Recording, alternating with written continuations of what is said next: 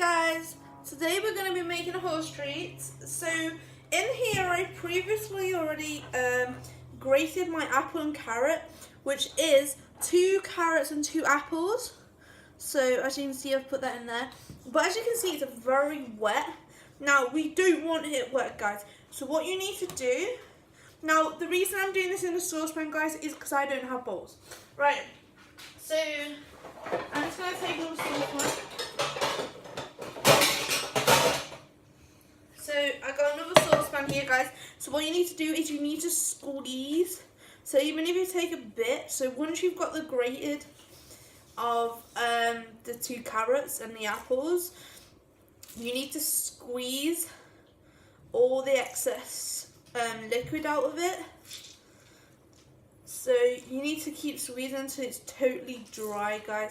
So literally just keep doing it and doing it and doing it and doing it until all the water's out of all the excess liquid is out of all of it. And you want to keep doing that and then put in a separate one. And also once you've done this, so once you've squeezed the excess liquid out of it all, you need to put the oven on 240. I have electric, guys, so that's what you need to put it on if you have electric. So I'm going to be back with you guys when I finish squeezing all this excess liquid out of here. So I'll be back once I've done that. So we're back, guys. I've squeezed all the excess juice out of this now. So as you can see, I'm just about to put my oven on full to preheat that oven. So you just want to make sure, obviously, the apple, after squeezing it, isn't in one bit, because otherwise it won't be mixed in properly. So I'm just going to mix that up a bit. So there you go. So now that I have a mixed up mixture and a dry squeeze out from the excess liquid out of this, you want to go ahead and add 2 cups of oats, guys. So I already done 2 cups of oats in this, so I just show you what cups of oats I use. So I just used normal oats here, guys, which is porridge oats. It was from Morrison, so I just used that. So, and I already measured out 2 cups, so I'm going to add that in there. So 2 cups of oats, guys. Don't know whether this is going to fit. And then you just want to mix all this together, guys. So I'm going to be back once I've mixed all this together. So we're back. I've mixed my oats and my fruit and my carrots together. This is 2 apples, 2 carrots, and my 2 cups of oats, guys. Next, you're going to add a cup of chaff, which I have over here. I wish I had a bigger bowl. So I'm going to end up, so you want to mix this chaff up with all this now, but I'm going to try and split this into 2 bowls because obviously it's too much all in one bowl like this. So I'll be back with you guys once I've mixed this up. Next is the molasses. Now on the recipe I read there's 1/4 of a cup, which is, I think it'd be easier, guys. So obviously you need to make sure the whole recipe is covered in molasses. So basically, guys, I'm going to take like some of this. So I'm going to tip some of my mixture into here. And then I'm going to take some of this molasses. So also, guys, let me just let you know, it's also classed as black treacle molasses. So I'm going to put some molasses, and it's very, very sticky, guys, like really sticky, look. So I'm just going to put some in like that without getting it, right? And then I'm going to get a spoon to mix this, because otherwise this is going to stick to my fingers. So once I've mixed this one bit, I will be back and I'll show you what it looks like. So guys, this is what it should look like, a dark, sticky consistency, so you could literally push it together. So that's what you want to do to all of it. I'm going to do it to the rest of my mixture, and I'll be back with you guys once I finish this and let you guys what to do We're back to making the dog biscuits. Right? So, dog biscuits? I mean, horse biscuits, horse treats. So guys, I've just put some flour out. I've got my whole mixture here. So it actually says about putting flour into it. So I'm going to take the whole lot and pull it out on the side, or even take half of it at least, guys. So what you want to end up doing, so I'm going to take this bit so far. You want to get some flour in it so it's not sticky on the outside, but it like this. But you want to be able to make a dough consistency. So I'm just going to mix this bit first. So guys, so I'm just going to take this, mix it in.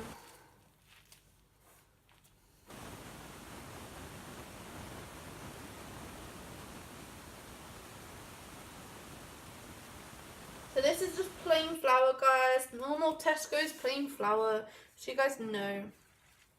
So I just put some flour on, and just, it doesn't matter if bits go everywhere because it's going to end up in it anyway. So you need to keep going until, oh, by the way, guys, the mossy stuff, I literally put that whole, there was like a bit less, so I was like, I know I put the last bit in and it will just make it nicer anyway. So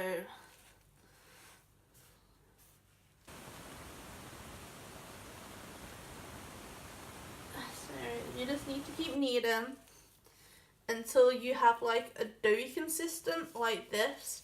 So this has gone together nicely, guys. So this is the sort of thing you want to be looking for. Wrapped up it together in a ball. Obviously it's on my fingers because I've just rolled it together, but if I hold this and roll this out now, you can see the whole thing is covered in flour except for a tiny bit there. So basically, even afterwards, if you just take it and you just keep needling it in your hands, so if you've missed anything, you can just knead some more flour into it.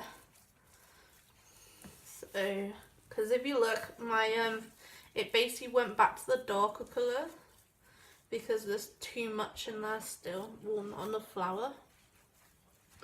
So I'm just gonna knead some more flour into it. It'll start to go get stiff, guys, and if you see, you can start to see the flour forming in the middle compared to what was in it, like how it was before. So, and if it is got enough flour, you'll start to see nothing sticks on the side either. It just sticks in its ball. So I'm going to leave that bit like that for now. So I've got one little bit sorted. And then once I've done the rest into balls, I'll be back with you guys to show you what my balls look like. And then I'm going to try rolling it together as one big one. So we'll be back with you guys once I've done this. Hey guys, we're back. So I got my balls of the treats that I've done. So I want to make them into one big ball. So I'm going to have to try and squish this all together.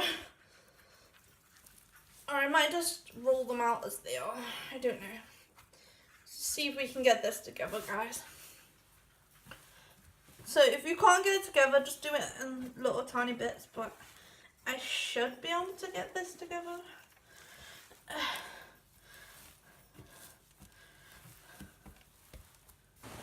Yeah, it's going together, guys. You just need to probably keep pushing because the molasses stuff is still in there if you look.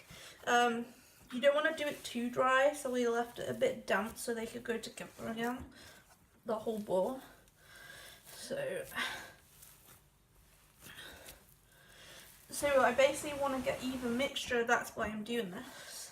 So as you put it together, you can actually go around and pick up the bits that you've probably left on the workbench. I know I left quite a bit on my workbench.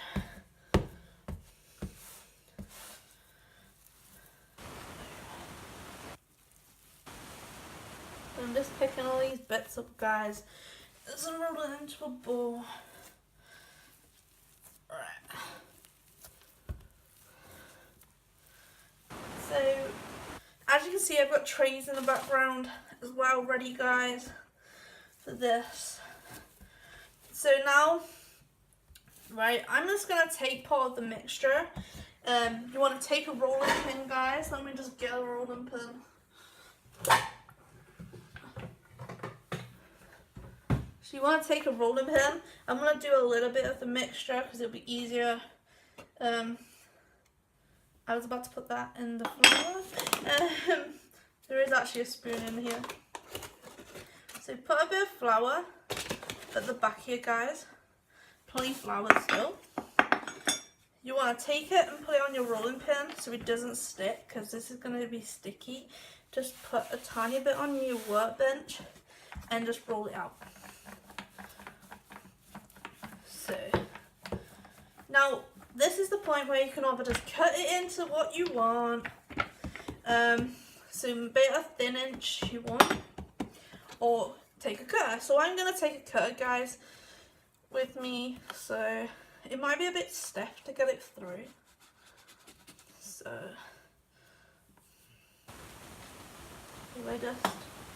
there's one of my biscuits, so I'm going to put it on this tray here, guys, right here, and then I'm going to cut another one up. Now, when I've done with this bit, I always like put this to one side because I've used this bit, and then I get another bit out. So maybe you guys want to make them round or something, but I don't know. So that's two. So guys, so basically that's what you want to do. You want to roll them out, come out like that, cut them, do whatever shapes you want to, put them on a tray. I'll be back with you guys once I put them all on trays, well, at least filled these trays, ready to go in the oven. Guys, I'm back. I did 5 in each. So I'm just going to show you guys. I did 5 in each one. There, there, and there. So I'm going to put these in the oven, which is now, you have to turn the oven down to 200, guys. Now you've preheated your oven by this point. So, and then you have to put these into the oven, guys, checking them every couple of minutes to make sure they're not burning, that they go golden brown. Part way you want to turn them over so they do both sides. So I found that turn your oven down to 200, cook until golden, and check every couple. No, so you don't have to turn them over. So keep checking them every couple of minutes, guys, and cook them until they're golden brown. I will let you know roughly how long mine took, and show you what they look like when they're done, guys. Hey guys, this is the end result of the horse treats. So this is what they look like. There's a bit of flour on them. They're pretty hard and crunchy. I haven't tried them. It's just pretty solid. So they look pretty good. So there you go. I got around about 60 of them. I put them in here because they're for presents. These are the leftovers here. So I'm gonna end up putting a picture for you guys to see at the end. But that's how you make horse treats, guys. I hope you enjoyed watching how to make horse treats. Peace out. I'll speak to you guys again soon.